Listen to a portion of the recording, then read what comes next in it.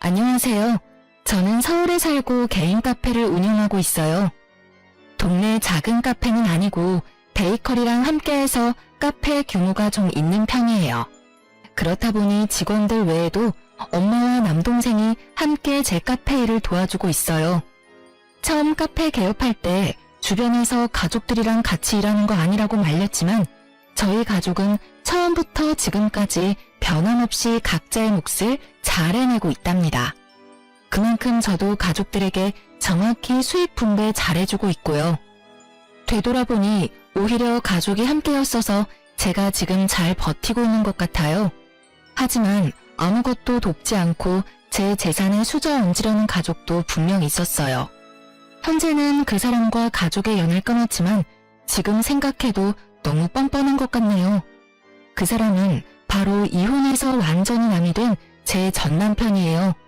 이혼 준비하면서 제가 무너지지 않았던 건 다 가족들 덕분인 것 같아요. 그럼 지금부터 결혼 생활 내내 뻔뻔스럽기 그지없던 제 전남편의 만행들을 들려드릴게요. 우선 저는 매우 가부장적인 집에서 자라며 결혼 생각은 딱히 없었어요. 무조건 가장의 말을 따라야 한다며 억압하는 아빠를 엄청 미워했었죠.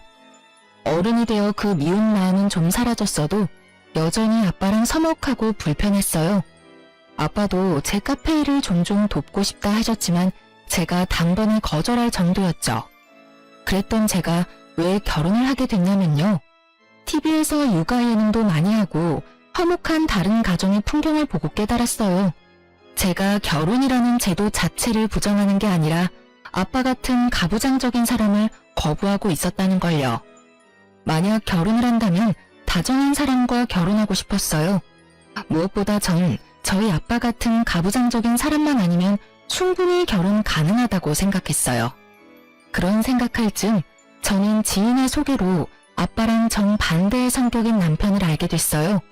남편은 30대 중반 연상의 아주 평범한 회사원이었죠. 혜린 씨는 만약 결혼을 해서 아이를 낳는다면 어떤 엄마가 되고 싶으세요? 전 아이들한테 친구 같은 아빠가 되고 싶어요. 아무래도 제가 그렇게 자랐거든요. 저희 부모님은 저에게 울타리이자 가장 친한 친구가 돼주셨어요. 그래서 왠지 저도 아이들에게 그런 존재가 되고 싶네요. 그리고 저희 아버지처럼 아내 말 잘 듣는 남편이 제 목표예요. 엄마가 행복해야 집안이 행복하다는 말 아세요? 그 말 저는 믿거든요. 전 아이들도 중요하지만 제 와이프의 행복이 가장 중요한 것 같아요. 그의 말을 듣는 순간 전 보석이라도 발견한 듯 눈을 반짝였어요. 제가 정말 원하던 가치관을 그가 가지고 있었으니까요. 저 역시 그래요. 아이들에게 권위적인 부모가 되고 싶지는 않아요. 사실 저는 어렸을 때 아빠가 너무 엄하게 키우셔서 사이가 대면대면 하거든요. 제 아이들은 그런 환경에서 자라지 않았으면 해요. 대화할수록 남편이 저와는 정반대의 집안 환경에서 자랐구나 느꼈어요. 화목하고 친구 같은 부모님 밑에서 자라서인지 남편은 엄청 다정했고 말투나 행동에 애교가 뚝뚝 흘러넘쳤죠. 이 사람이면 충분히 내 트라우마를 치유받고 잘 살 수 있겠구나 기대감마저 들었어요. 남편은 시부모에게 딸같이 귀여움받고 자란 외동 아들이었어요. 시부모 역시 평범하고 퍽 다정한 분들이었죠. 특히 시부는 외동아들만 평생 바라보다가 제가 나타나니 엄청 좋아하며 딸 대하듯이 살뜰히 대해주시더군요. 그래서 저는 시댁 예쁨 받으며 아들, 딸 여럿 낳고 오순도순 남편과 평범하게 잘 살아보고 싶었어요. 저희 아빠한테 이상적인 가정의 모습을 보여주고 싶은 마음도 있었고요. 아빠 당신처럼 권위적이지 않아도 충분히 잘 살 수 있다는 걸 말하고 싶었거든요. 결혼 후 신혼 때는 부부관계에 아무런 탈 없이 잘 살았다고 자부할 수 있어요. 물론 생활 습관이나 살아온 방식이 다르니 맞춰가는 데 시간은 좀 걸렸지만요. 맞춰가는 과정에도 남편은 결혼 후에도 여전히 다정하고 유순한 사람이었어요. 그런데 결혼 2년차 접어들면서 갑자기 남편은 전에는 안 보였던 모습들을 점점 보이기 시작했어요. 제가 알던 사람이 맞나 싶을 정도로 다른 사람처럼 굴었죠. 남편이 변화하기 시작한 그 발단은 바로 헬스장이었어요. 집 앞 가까운 헬스장에서 가끔 운동하던 남편은 언젠가부터 집과는 거리가 있는 새로운 헬스장을 다니기 시작했어요. 여보, 요즘 계속 늦네? 저녁 준비하고 한참 기다렸잖아. 미안. 나 헬스장 가서 운동하고 오느라 늦었어. 그럼 미리 좀 연락해주지. 근데 헬스장 코앞인데 왜 이렇게 늦게 왔어? 내가 말 안 했었나? 나 헬스장 옮겼어. 어디로? 집 앞에 바로 앞에 헬스장 있잖아. 거긴 너무 낡아서 운동은 제대로 안 돼. 헬스장도 시설이 좋아야 운동할 맛이 나더라. 땡땡동에 새로 생긴 헬스장인데 퇴근하고 들리기 딱 좋아. 땡땡동이면 당신 회사에서 우리 집까지 오는 길은 아닌 것 같은데? 뜬금없이 낯선 동네에서 운동을 한다는 남편의 말에 저는 갸우뚱했어요.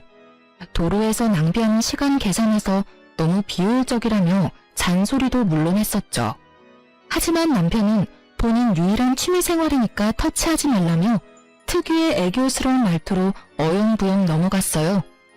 뭔가 마음 한구석에 찝찝함이 남았지만 저는 남편의 뜻을 존중하기로 했어요. 하지만 헬스장을 옮긴 이후부터 남편은 결혼 생활에 최선을 다하지 않았어요.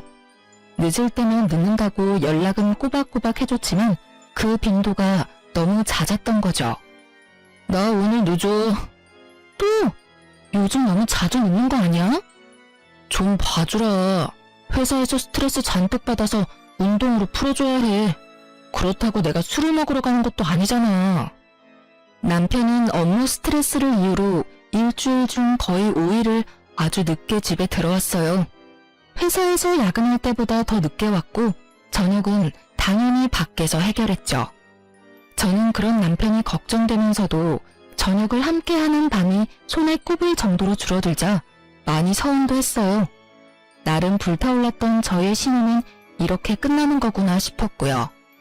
하지만 남편은 저녁 따로 차릴 필요 없어서 얼마나 좋냐며 오히려 제게 핀잔을 줬죠. 나처럼 알아서 끼니 해결하는 남편이 얼마나 귀한지 당신 모르지? 삼시세끼 부인한테 얻어먹는 남자들 난 한심해 죽겠어. 당신은 나같이 배려심 깊은 남자 만난 거 복 받은 줄 알아.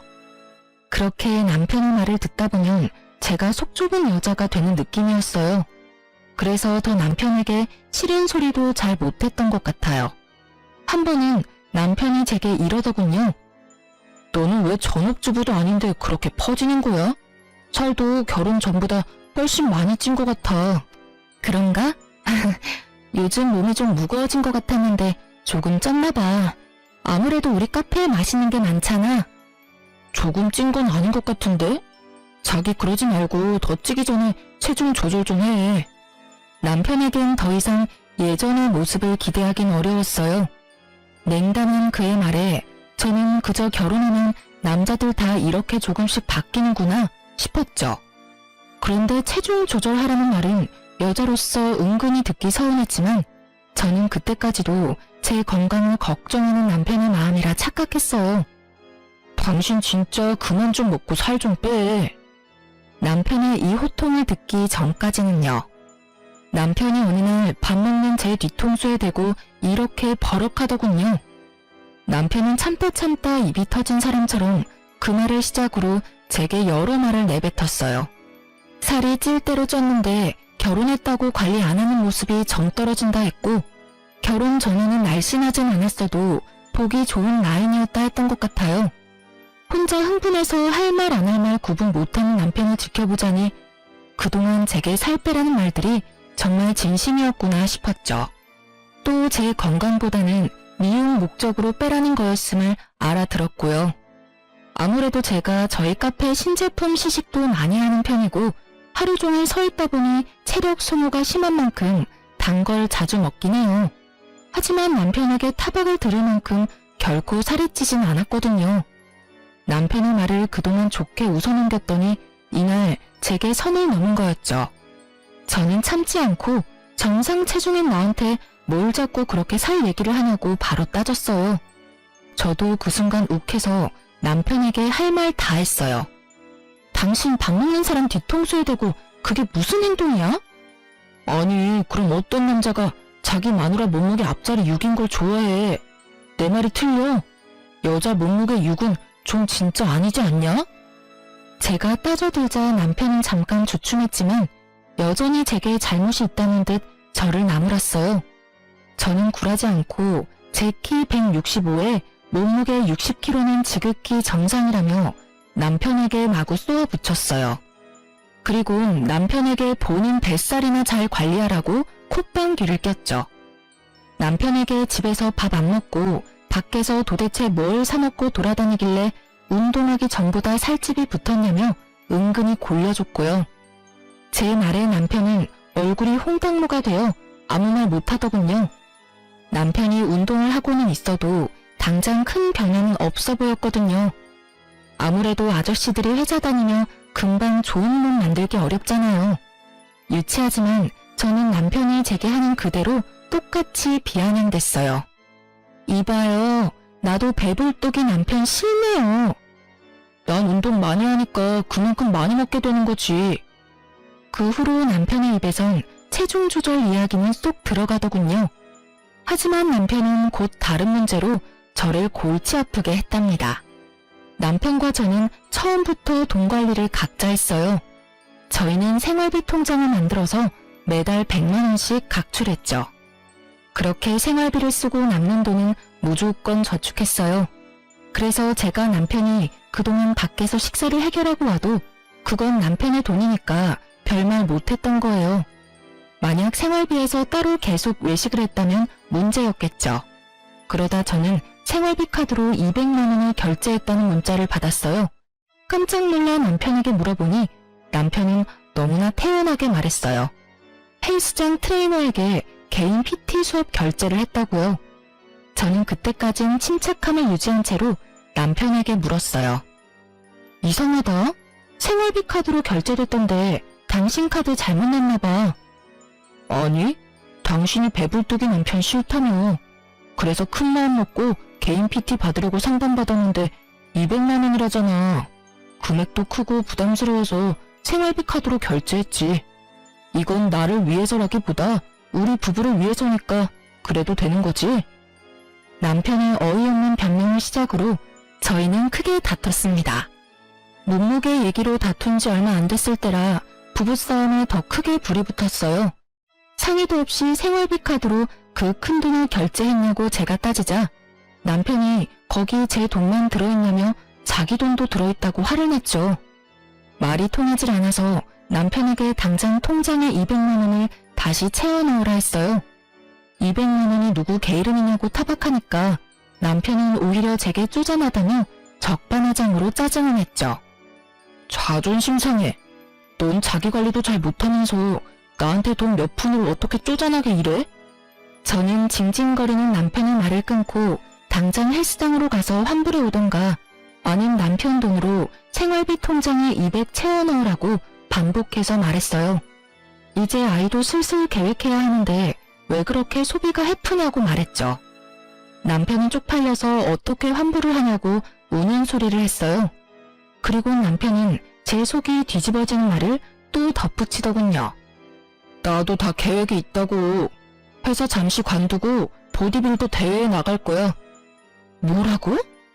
당신 카페 수입 꽤 되잖아. 그 정도면 나 잠깐 쉰다고 우리 안 망해. 맞지? 그리고 내가 서운하지만 말은 안 했는데 그렇게 돈 벌어서 항상 친정 식구만 챙길 거야. 이제 결혼했으면 남편이 가장 가까운 식구잖아. 날 챙겨야지. 안 그래? 내가 언제 당신한테 우리 엄마 아빠 챙기라 한 적도 없잖아. 그러니까 하나뿐인 서방 뒷바라지 좀 해줘. 당신 돌았구나? 저는 남편의 말도 안 되는 논리에 충격받았어요. 친정 식구들은 제 카페에서 일하고 정정당당하게 보수를 받는 건데 제가 친정만 챙긴다는 남편의 말이 너무 어이가 없었죠. 남편에게 와이프 카페에서 일하는 장모와 처남이 웃음냐고 물었어요.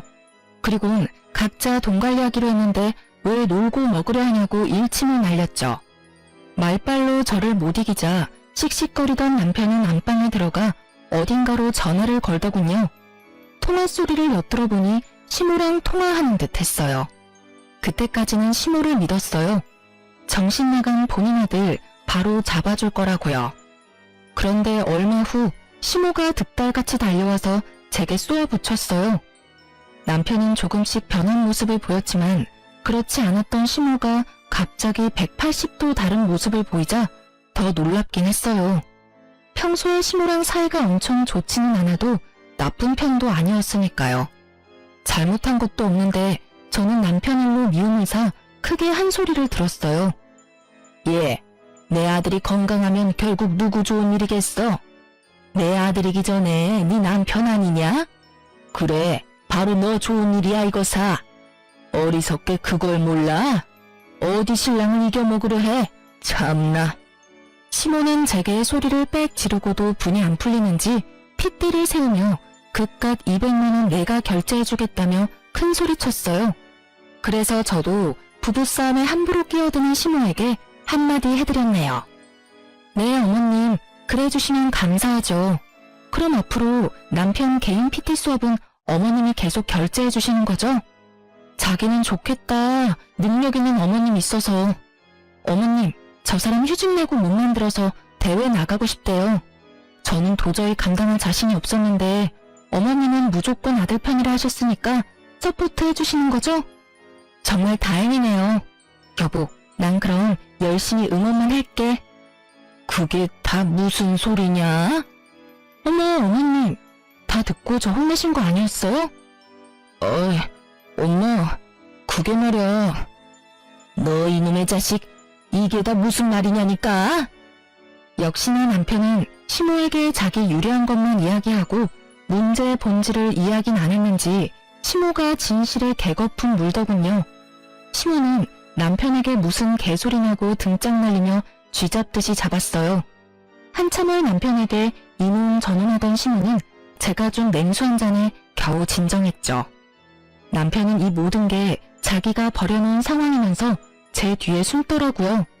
시모는 제게 쓴소리한 게 이제야 머쓱한지 작게 웃으며 말했어요. 남자들 전부 결혼해도 철 안 든다고요.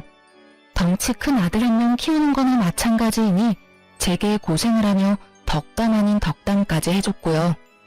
그렇게 시모는 저희 부부싸움에서 발을 뺐어요. 시모가 돌아가고 저는 남편에게 지그시 물었어요. 이 사실이 시부 귀에도 들어가면 좋겠냐고요. 그제서야 자신만만하던 남편이 깨갱하더군요. 미안해. 내가 잘못했어. 내가 어떻게 해서든 200만 원 당장 채워 넣을게. 그 뒤로는 뭐 남편 돈으로 PT 받는 건 일절 터치 안 했어요. 다만 회사 휴직 안 하는 조건만 내걸었죠. 본인 돈과 시간을 쪼개서 대회 준비한다고 약속했기에 저는 눈 감아주기로 했죠. 알아보니까 피트니스 대회 준비가 몇 년이 아니라 몇 개월만 돈과 시간을 소비하는 거더라고요. 그래서 나름대로 남편이 이번 해에 운동을 배우고 몸을 만들어가며 이루고 싶은 게 뭔가가 있나 보다 했어요. 거기까진 양보해주려고 더 이상 캐묻지도 않았고요. 근데 그게 화근이었나 봅니다. 지금 생각하면 그땐 제가 꽤 현명한 아내라고 착각도 했어요. 정확히 어디서부터 잘못된 건지 핵심을 모르고 문제를 해결했다고 생각했으니까요. 그렇게 6개월 정도 더 지났을까요?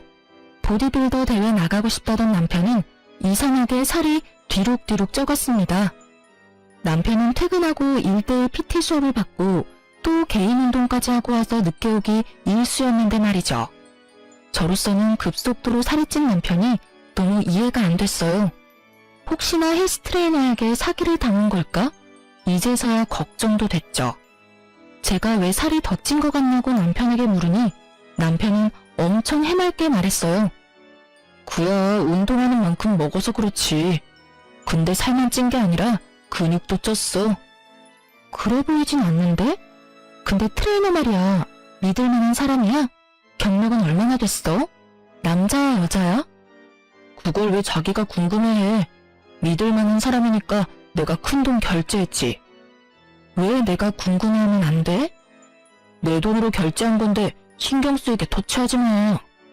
그러니까 당신 돈이랑 시간 써가며 운동하는 건데 나도 걱정되는 거 당연하잖아. 혹여나 이번 시즌 못 나가서 다음 시즌에 나간다 하면 또 비용이랑 시간이 들 텐데 감당할 수 있어? 잔소리. 당신 말이야, 돈 보태주고 잔소리해. 뭐? 무슨 그렇게, 왜? 그때 남편과 같이 생선조림을 먹고 있었는데 제가 그만 헛구역질을 해버렸죠. 돌이켜보면 그 헛구역질 덕분에 제가 모든 진실을 마주할 수 있었어요. 갑자기 왜 그래? 체한 건가? 왜 이렇게 맛이 비린 것 같지? 음식이 이상한 건가? 자기 입맛엔 괜찮아? 가슴을 꾹 누르고 있는 저를 보며 남편은 벼랑간 젓가락을 거칠게 내려놓고 정색했어요. 너 설마 임신이야? 그 말을 듣고 보니 저 또한 임신일 수도 있겠다 싶었어요.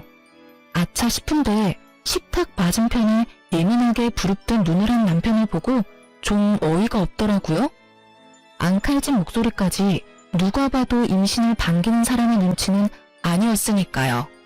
저는 곧바로 남편에게 지금 반응이 그게 뭐냐고 대놓고 서운했어요. 남편 놈은 그제서야 굳었던 표정을 풀고 당황해서 허둥지둥하더군요. 남편은 아직은 애를 가지면 안 된다고 병원부터 가보라고 제게 얼버무렸어요. 남편의 행동이 보통 그런 상황에서 나올 평범한 반응이 아니니까 갑자기 엄청 불안했어요. 게다가 남편은 누구보다 아이들을 좋아하는 사람이었거든요. 이상하고 꺼림칙한 마음에 저는 아니겠지 하면서도 남편의 동태를 살피기 시작했어요. 아니나 다를까 안 좋은 예감은 정확히 들어맞았어요. 그날 새벽에 몰래 통화하러 나가는 남편을 딱 발견했거든요. 남편은 통화하는 상대에게 저를 66 사이즈라고 칭하고 있었어요. 저는 그 순간 자존심, 자존감, 신뢰 모든 게 다 무너졌죠. 자기야 미안해. 66 사이즈가 오늘따라 늦게 잠들어서. 아니 그리고 저녁 먹는데 갑자기 헛구역질을 해대서 나 깜짝 놀랐잖아. 난 아직 자기랑 넓은 세상을 더 즐기고 싶은데 벌써 애아빠가 된다니 상상도 하기 싫어. 여보, 여기저기 저와 비슷한 사연 들어보면 녹음이나 촬영해서 증거부터 잡는다는데 저는 바보같이 심장이 땅에 곤두박질 치는 느낌에 저도 모르게 그만 그 순간 남편을 불러버렸네요. 저를 66 사이즈라 부르다 딱 걸린 남편놈은 허겁지겁 통화를 끊고 오해라며 무릎 꿇고 빌더군요. 저는 아무런 액션을 취하지 않고 그저 여보라고 부르기만 했는데 제발 저린 남편의 행동을 보고 역시 바람이구나 확신했어요. 그날의 충격은 정말 뒤통수를 망치로 맞은 듯 컸어요. 제가 따지고 묻질 않았는데도 남편의 입에선 술술 바람핀 이야기가 나오더군요. 그놈의 변명은 이러했어요. 집 앞 낡은 헬스장에서 운동하는 게 불만이었는데 인터넷에서 새로 생긴 땡땡 헬스장을 추천받았다네요. 젊은 사람들이 많아서 그 에너지를 느끼고 싶어서 갔는데 마침 그 새 헬스장에서 운동하다가 만난 여자랑 친해졌대요. 운동 친구로 가볍게 맥주 한잔하고 그렇게 몇 번 만난 게 다라며 잘못했다 빌더라고요. 뭐 그 뒤로는 뻔한 남잡힌 남자들 대사였어요. 잠깐 만났어도 깊은 관계 아니라고 정리하겠다 하더군요. 저는 끓어오르는 분노를 누르고 남편에게 물었어요. 어떻게 깊은 관계 아닌 사람한테 자기라고 부르냐고 말이죠. 그러자 남편은 헬스장에서 회원들끼리 성별에 상관없이 서로 자기자기 한다고 말도 안 되는 변명을 늘어놓더군요. 저는 제게도 이런 상황이 일어날 줄 정말 몰랐어요. 믿을 수 없는 현실에 잠시 멍 때리다가 변명하는 남편놈의 멱살을 잡고 미친 듯이 흔들었습니다. 남편이 저보다 훨씬 덩치가 있는데도 그 순간은 제게 설명할 수 없는 초인적인 힘이 생기더군요. 뭐라고? 야, 네가 인간이야? 그 자리에서 남편에게 반협박으로 상간녀에게 전화 다시 걸라고 했어요. 당장 전화하지 않으면 이혼하겠다고요. 뭐 속으로는 전화를 하든 안 하든 이혼을 결심했지만요. 이혼이라는 말에 남편은 떨리는 손으로 상간녀에게 전화를 걸었어요. 남편을 밀치고 전화 바꿔받으니 아주 앳된 목소리가 들려왔죠. 오빠, 갑자기 전화 왜 끊었어? 혹시 66 사이즈 일어난 거야? 설마 들킨 거 아니지? 야, 너 몇 살이야? 도대체 얼마나 머리가 모자라면 가정 있는 남자를 만나? 제가 흥분해서 소리치자 전화 너머 상간녀는 놀랐는지 전화를 그대로 끊어버리더군요. 남편은 핸드폰은 업무상의 이유로 통화 내용이 다 자동 녹음되게끔 설정되어 있어요. 저는 그 짧은 찰나 그게 떠올라 제 톡으로 남편의 통화 파일 목록들을 제게 보냈어요. 바람이란 건 확실해졌고 제겐 증거가 필요했으니까요. 다행히 제가 증거를 수집하는 동안 남편은 우는 신용을 하며 쥐죽은 듯 바닥에 얌전히 엎드려 있었죠. 정말 내가 잘못했어. 여보. 다시 전화를 미친 듯이 걸자 상간녀는 전화를 받고 이렇게 말했어요. 제가 헬스 트레이너라서 회원님이랑 잠깐 연락 주고 받은 게 다예요. 그러니까 사모님 제발 이상한 오해하지 마세요. 다 들통난 상황에도 바람을 부정하는 상간녀의 입을 찢어버리고 싶었어요. 하지만 상간녀의 말을 듣고 나니 그동안의 의문들이 풀리긴 했죠. 헬스장에서 PT한답시고 200만 원씩 결제한 건 남편이 상간녀에게 주는 용돈 같은 거였나 봐요. 모든 진실을 알고 나자 더욱 남편이 괘씸했어요. 본인은 회사 관둘 테니 돈 많이 버는 제게 뒷바라지 해달라고 했었던 건 바로 제 돈으로 상간녀랑 바람 피우며 용돈까지 주려고 했다는 사실이니까요. 트레이너? 그래, 뭐가 이상하다 했어. 그래서 매일 늦게 들어왔구나. 그럼 그동안 운동한다고 나한테 거짓말해놓고선 하루도 빼지 않고 매일 저 어린 거랑 붙어먹은 거네? 게다가 네가 감히 내 돈으로 상간녀랑 호의호식하려고 했던 거지? 남편 놈은 걷잡을 수 없이 상황이 악화되니 본인 핸드폰을 도로 가져가서 숨겼어요. 자기 치부가 이 정도로 다 들통날 줄은 몰랐었나 봐요. 더 이상 변명할 것도 없는지 남편은 침묵으로 일관했어요. 암만 지가 입을 다물어봤자 저는 이미 짧은 시간 안에 통화 파일 증거도 수집했고 상간녀 번호도 전부 다 외웠지만요. 저는 네가 어떻게 나한테 그러냐며 남편 멱살을 잡고 흔들다가 이윽고 남편의 머리카락을 쥐고선 절대 안 놓아줬어요. 그땐 그냥 제 본능에 충실했어요. 그렇게라도 안 하면 제가 미칠 것 같았거든요.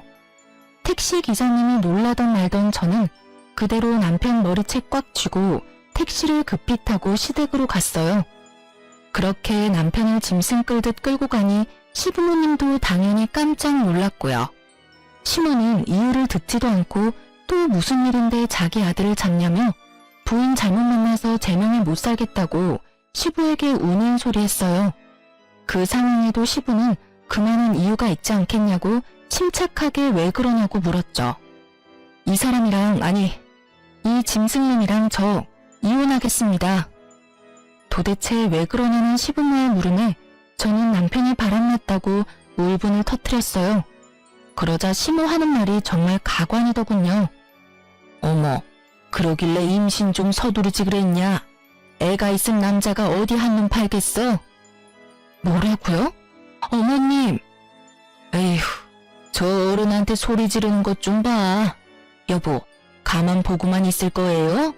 예, 얼른 그 손 안 놔? 너 우리 아들 머리털 다 뽑을 셈이냐고. 네, 저 오늘 이 자식 머리털 닭털 뽑듯 모조리 다 뽑아놓으려고요. 시모는 제게 천박하다 아둔하다 그런 말들을 쏘아붙였어요. 불난 집에 부채질하는 시모 덕에 저는 젖먹던 힘까지 짜서 남편 머리채 신나게 흔들었어요. 시부는 너무 놀랐는지 말을 잃고 그 광경을 잠자코 지켜봤어요. 시모는 제게 쉽게 다가오지는 못하고 대신 시부에게 말려보라며 시부 몸을 흔들었어요. 당연히 저는 팔은 안으로 굽는다고 시부 역시 남편 편들겠지 싶었죠. 그런데 시부는 평소에는 온화했지만 도덕성을 굉장히 중요하게 생각하는 사람이었어요.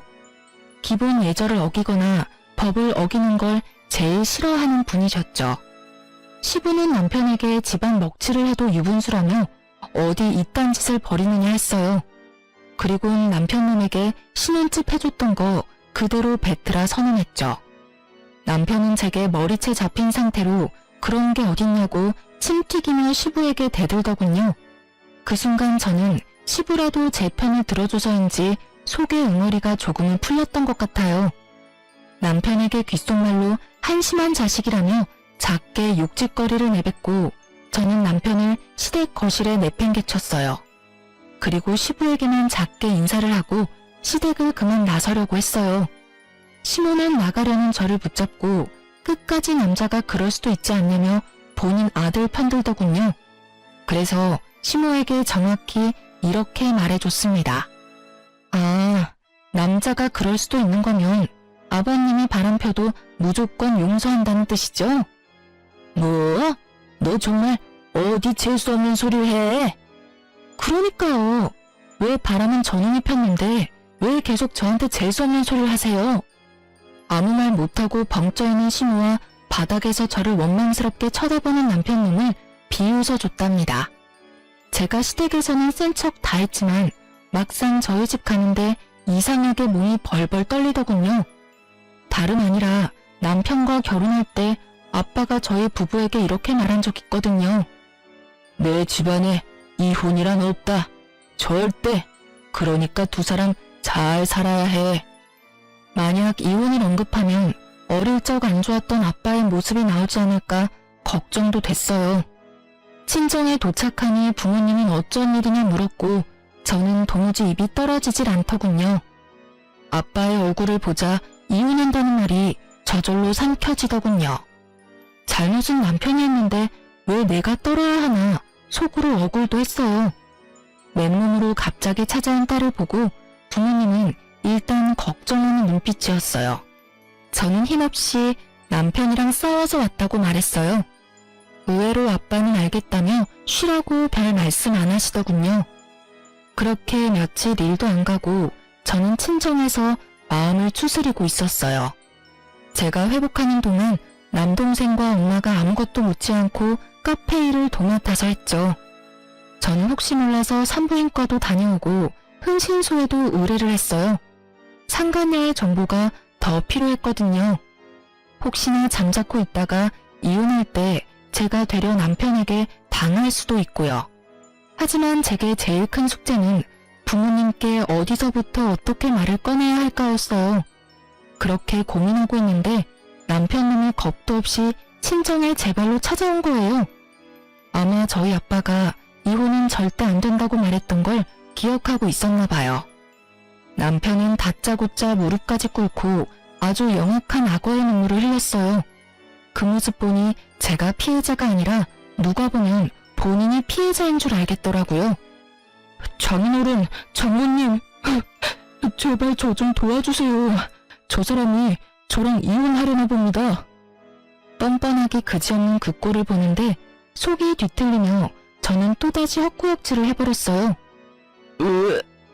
그랬더니 남편은 후다닥 제게 달려와 애틋하게 제 손 붙잡고 다정하게 말하더군요. 여보, 산부인과는 갔어? 임신이면 정말 이러고 있으면 안 되지. 그게 네가 할 말이야? 여기가 어디라고 찾아와. 넌 그냥 엿이나 먹어. 당연히 친정아빠는 제 언행을 보고 깜짝 놀라서 무슨 일인데 남편한테 그렇게 험하게 말하냐고 했죠. 아무리 둘이 싸웠어도 방금 한 말은 듣기 좀 그렇구나. 남편은 장인어른이 자기 편을 들어주고 저와 대립하자 갑자기 의기양양해 보였어요. 장인어른, 저 너무 억울합니다. 제 말 좀 들어주세요. 그 거짓 눈빛에 속은 아빠는 남편에게 이게 다 무슨 일이냐고, 이혼은 무슨 말이며 임신은 또 무슨 말이냐고 정리해서 사실만 말하라 했죠. 저희 아빠가 무섭기는 한지 남편은 한참 뜸들이다 말했어요. 저도 남편이 뭐라고 아빠에게 변명하는지 궁금했어요. 제가 잠자코 있자 남편은 뻔뻔하게 말하더군요. 그게 장인어른, 정말 오해하지 말고 제 말 들어주세요. 절대 바람이 아니라 그냥 오빠 동생으로 친하게 지낸 친구가 있는데요. 소희가 멋대로 혼자 오해하고 저한테 당장 이혼하자고 해서요. 아니 요새 계속 헛구역질해서 분명 임신한 것 같은데 그 작은 의심으로 갑자기 이혼하자니까 제 속이 말이 아닙니다. 저 정말 너무 억울해요. 아빠는 의외로 표정 변화 없이 제 의견을 물어봤어요. 네 생각은? 오해는 개뿔. 너 정말 뻔뻔하다. 이미 상간녀랑 통화했고 바람 맞아요. 저 이혼할 거예요. 임신은 아직 모르지만 임신했다 하더라도 애는 혼자 낳아서 키울 거예요. 내가 바람 폈다는 증거 있어? 있냐고. 아니면 설마 유부남 주변 여자는 전부 다 상간녀 취급하는 거야? 당신 정말 미쳤어. 제정신이야? 의부증이냐고. 그리고 당신은 무슨 수로 혼자 애를 키워? 미친 건 네가 미쳤겠지. 제정신 아닌 건 너겠지. 야, 도대체 너 뭐가 억울해? 내가 이렇게 너 발뺌할 줄 알고 이미 다 증거 준비해놨어. 들려줘? 보여줘? 무슨 증거? 그럴 리가 없는데? 하하, 듣다 보니 정말 웃겨서 내가 좀 끼어들어도 되나? 자네 무슨 말을 그렇게 해? 내 딸이 애를 혼자 왜 못 키우겠나? 아직 젊고 누구보다 능력 있고 예쁜 내 딸인데. 그리고 혼자가 아닐세. 자네 없어도 우리랑 잘 키울 수 있어. 또 그러다 보면 자연스레 새 출발도 하겠지. 그러니 이제 그만 걸리적거리고 썩 꺼지게나. 장인어른, 분명 저희 결혼할 때 이혼은 절대 안 된다 하셨잖아요. 그러지 말고 좀 도와주세요. 네? 제발 같은 남자끼리요. 아, 정말 작은 실수라고요.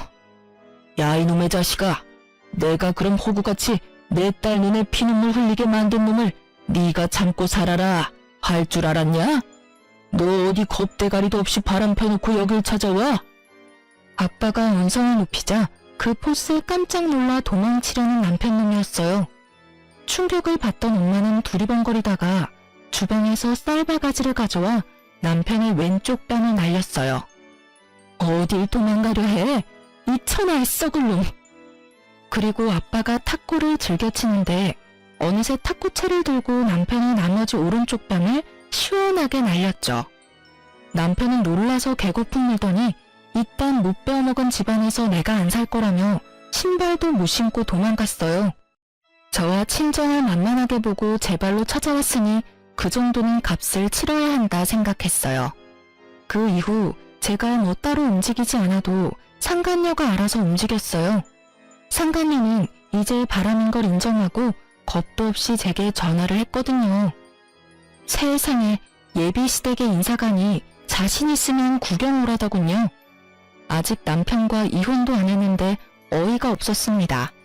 저는 뭐가 그렇게 당당한 건지 상간녀 면상 한번 제대로 보려고 시댁에 갔어요. 불러줬는데 제가 또 안 가면 섭섭해할 수도 있으니까요. 그런데 시댁에 도착하니 웬 레깅스 입은 젊은 여자가 서 있었어요. 운동할 때 입는 온몸에 딱 달라붙는 민망한 옷을 입고 몸매를 뽐내는 상간녀 보고 저는 그만 웃음이 터졌어요. 그런 건 헬스장에서나 가능한 차림이잖아요. 정말 꽝이네요. 뭐라고요? 얼마나 모자라면 유부남 만나는가 했는데 직접 보니 그쪽 수준 알만하다고요. 머리가 원래 그렇게 텅텅 비었나 봐요? 저 여자가 진짜? 이씨, 아버님, 저 오빠 정말 진실되게 사랑해요. 그러니까 자기 발로 나간다는 저 여자 붙잡지 마시고 저랑 오빠 인정해주세요. 그래서 여기에 나도 부른 거였구나. 너 겨우 저 배불뚝이 유부남 놈이랑 붙어먹고 싶디? 그래, 너 다 가져. 내 남편 너한테 기꺼이 버려줄게. 그렇게 팽팽하게 신경전을 하고 있는데 시부가 소리쳤죠. 하늘이 무섭지 않느냐? 남의 가정 바탕 내놓고 무슨 아버님이야? 더러운 입 다물어. 시부가 호통치면서 상간녀를 혼내자 20대로밖에 안 보이는 어린 상간녀는 깜짝 놀라서 울먹거리더군요. 자기야, 나 너무 무서워. 아버지, 그러지 말고 우리 애기 예쁘게 봐주세요. 어차피 저 사람이랑은 끝이에요. 아들 세 장가는 들어야 하잖아요. 너, 내가 그동안 내게 도움 준 것들 모두 뱉어내. 오늘부로 넌 내 아들 아니다. 너 어디 감히 내 집에서 이런 해괴망측한 일들을 벌여? 시부가 잔뜩 뿌리는 와중에 시모는 또 상간녀 편을 들더군요. 시모의 묘하게 인상 쓴 모습이 분명 상간녀를 마음에 들지 않는 눈치였지만요. 그러지 말고 여보, 기회라도 줍시다. 괜찮은 아가씨인지 찬찬히 지켜보자고요. 기회? 아, 당신도 아들 따라 덩달아 미치기라도 한 거야? 그럼 당신도 내 집에서 나가. 내 돈 다 내놓고 나가라고. 아빠, 진짜 엄마도 나도 집불도 없는 거 알면서 왜 그래요? 그리고 막말로 내가 아빠 아들이지 저 사람이 아빠 딸이에요? 아니잖아요. 우리 새애기, 내가 정말 딸같이 생각했지. 아이고 모자란 놈아, 왜 그런 사고를 쳤어? 상간녀는 머리 열심히 굴렸는지 상황 파악하고 절망하듯 절규했어요. 아이씨, 이 거지 같은 놈이 지금 누구 인생 망치려고. 돈 무지 많다면서 아저씨. 이때까지 쥐뿔도 없으면서 아빠 빽 믿고 나한테 추근덕거린 거야? 자기야. 자기는 무슨. 징그럽게. 꺼져. 상간녀는 그새 돌변해서 남편을 밀치고 도망쳤죠. 남편은 상간녀의 배신을 믿을 수 없다는 참담한 얼굴로 주저앉더군요. 자기가 한 게 정말 사랑이었는 줄 알았나 봐요. 시부는 제게 아들 잘못 키워 미안하다며 면목이 없다며 거듭 사과를 했어요. 따지고 보면 전부 남편의 잘못인데 시부의 사과를 더 많이 들었던 것 같아요. 아가, 미안하다 미안해. 그제서야 남편이 통곡하며 제 바지가랑이를 붙잡더군요. 내가 잠시 돌았었나 봐. 여보, 한 번만 용서해 줄래?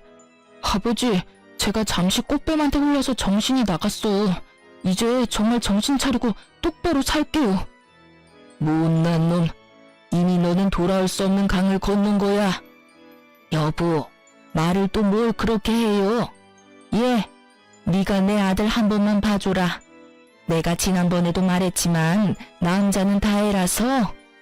시부와 달리 시모는 여전히 본인 아들만 생각하더군요. 시부에겐 죄송했지만 진절머리만한 시모와 남편놈 골탕 먹이고 싶었어요. 됐고요. 저 할 말 있는데. 시모의 말을 자르고 저는 아랫배를 조심스레 부여잡았어요. 그리고 잔뜩 처량함을 품은 얼굴로 말했죠. 이혼하고 절대 볼 생각하지 마. 자격 없는 거 알지? 의미심장한 제 말을 모두가 알아차렸는지 한바탕 더 난리가 났어요. 전과 달리 시부는 눈이 뒤집어져서 혹시 며느리 임신했냐며 남편을 오늘 죽이겠다고 남편 멱살을 잡아 올렸죠. 시모도 이제야 사태가 심각하다는 걸 깨닫고 어머 이제 어떡하냐는 말만 남발했어요. 이제 남편의 편은 아무도 없었죠. 남편은 살려달라고 잘못했다고 시부에게 빌고 또 빌었어요. 사실 저는 진작 병원 가서 임신 아닌 거 알고 있었어요. 임신이 아니라 스트레스성 위험이라서 얼마나 안도했던지 몰라요. 하지만 반성을 안 하는 남편과 괘씸한 시모를 보고 참을 수 없었어요. 어머님, 그리고 혹시 그거 아세요? 이 사람 운동한다고 헬스장에서 개인 PT 수업 결제했잖아요. 알고 보니 아까 그 여자가 헬스 트레이너라네요. 어머님 아들이 저 여자 용돈 주려고 매번 큰 돈 결제했었나봐요. 전 또 같은 헬스장 다니는 회원이랑 바람난 줄 알았는데 헬스장 트레이너였지 뭐예요. 하긴 젊고 예쁜 애가 당신 어딜 보고 만나겠어. 그치? 매번 200만 원씩 턱턱 결제해주니까 당신 만나줬겠지. 근데 그게 당신 월급으로 가당키는 해? 아 맞다. 어머님이 그때 아들 대신 내줄 수 있다 하셨잖아요.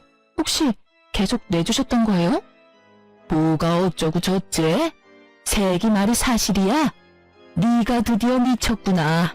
너 엄마한테는 분명 괜찮은 아가씨라며? 근데 이 자식이 엄마까지 홀랑 속여서 저딴 물건한테 몇백씩 갖다 바쳐? 야 이놈아, 임신한 조강 지쳐두고 별 이상한 애 만나서 도대체 얼마를 쓰고 다닌 거야? 내가 못 살아 정말. 여보, 이놈 가만두지 말아요. 이참에 정신교육을 똑바로 시켜야 해요. 시모는 제 말에 개거품 물면서 그 상간녀 다시 데려오라고 했죠. 그 모습에 시부는 기가 막힌 듯 혀를 끌끌 찼어요. 시모는 상간녀 머리채를 다 뽑아버리겠다며 귀한 자기 외아들 인생 망쳤다고 분통을 터뜨렸죠.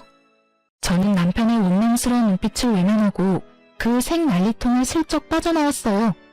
그 뒤론 본격적으로 이혼 소송과 상간녀 소송을 진행했어요. 그러는 과정 중 물론 남편놈이 시모랑 또 찾아왔어요. 남편은 또 가증스럽게 울면서 빌더군요. 내가 잘못했어. 한 번만 봐줘. 정말 많이 반성했어.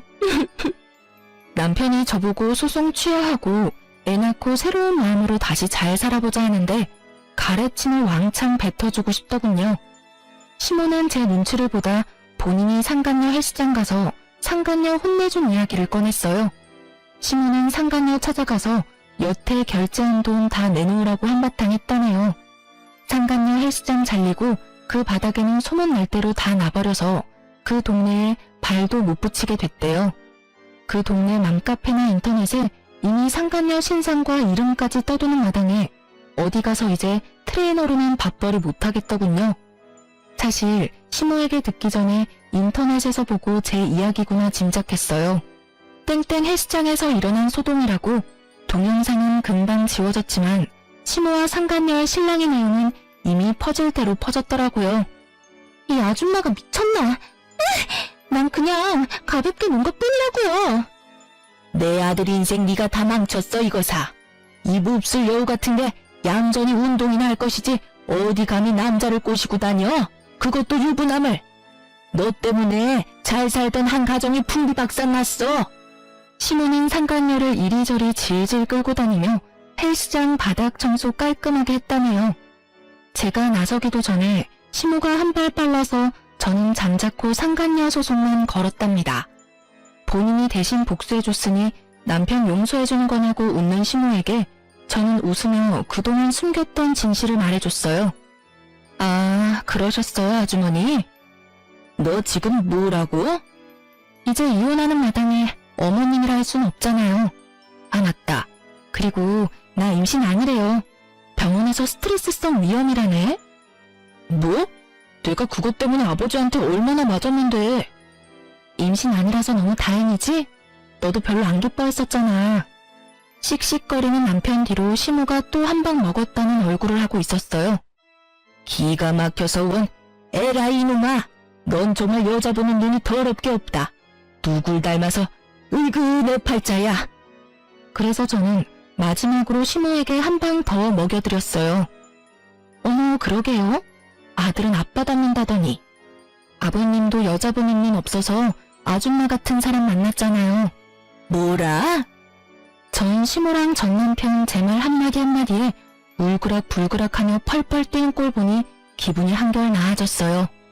그렇게 저는 벌레 같은 두 모자 쫓아냈어요. 상간녀와 남편님한테 받은 위자료로 상처가 다 없어지진 않겠지만 그래도 후회 없는 복수를 한 것 같아서 후련했죠. 당연히 시부에게는 임신이라 속여서 죄송했다고 따로 전화드렸어요. 그게 도리인 것 같아서요. 그런데 시부가 그건 남편이 지은 죄에 비해 죄도 아니라며 차라리 제 새 출발을 위해 다행이라고 했어요. 시부에게 들어보니 전 남편 그동안 상간녀한테 200만 원까지 줬으면서 운동은 하나도 못 배우고 놀러다니며 돈만 왕창 뜯기고 있었다네요. 자기 월급으로 감당 안 되니까 결혼할 때 시부에게 받은 아파트에 대출만 잔뜩 받아놔서 인간 취급 못 받고 집에서 완전히 쫓겨났대요. 시모도 단단히 뿔난 시부에게 쫓겨날까봐 아들이고 뭐고 모르쇠 했다네요. 시부는 아파트 판돈 대출 제외하고 남은 돈에서 5천만 원을 제 몫으로 줬어요. 남편에게 따로 위자료 받았지만 그걸로 다 값을 못 치른다며 말이죠. 짧은 결혼 생활 제게 남은 건 없지만 시부가 마지막으로 제게 한 말은 기억에 남네요.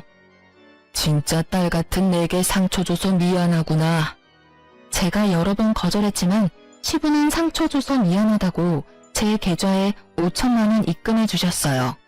전 남편은 상간녀와 부모님에게 둘 다 버림받고 충격이 큰지 회사 휴직 내고 폐인처럼 지내고 있다는 소문을 들었어요. 아님 본인 불륜 사실이 회사까지 소문이 날까봐 무서워서 당분간 숨어 지내는 것도 같고요. 하긴 인터넷이 한바탕 난리가 났었으니까요. 저는 그놈 자업자득이라 동정할 생각도 없고 걱정도 안 돼요. 여러분, 이런 제가 정상인 거 맞죠? 남의 불행에 이렇게 마음 편안해도 되는 거죠. 그런 일들을 다 겪고 나니 어쩌면 제가 절대 아빠 같은 남자 안 만날 거야 하는 생각에 사로잡히느라 제대로 사람 볼 줄 몰랐던 것 같아요. 뭐가 더 필요하겠어? 겉으로 다정하고 표현 잘하면 돼. 하곤 남편을 너무나 신뢰했어요. 결혼 전에 남편의 본 모습을 더 알아보지 못한 스스로를 자책도 많이 했어요. 사람 보는 눈 길러야겠다 반성도 했고요. 그래도 아빠 아는 변호사분이 있어서 순조롭게 이혼도 잘 마무리했어요. 이번 계기로 아빠랑 대화도 많이 하고 부녀 관계의 어색함이 조금 풀리기도 했고요. 여러분, 저는 아직도 어떤 남자가 좋은 남자인지는 모르겠지만 지금 현재는 마음의 눈을 크게 뜨려고 노력하고 있어요. 비록 첫 번째 결혼은 실패했지만 저의 앞으로를 위해서 작은 응원 한마디씩만 부탁드립니다. 그럼 지금까지 긴 사연 들어주셔서 감사합니다.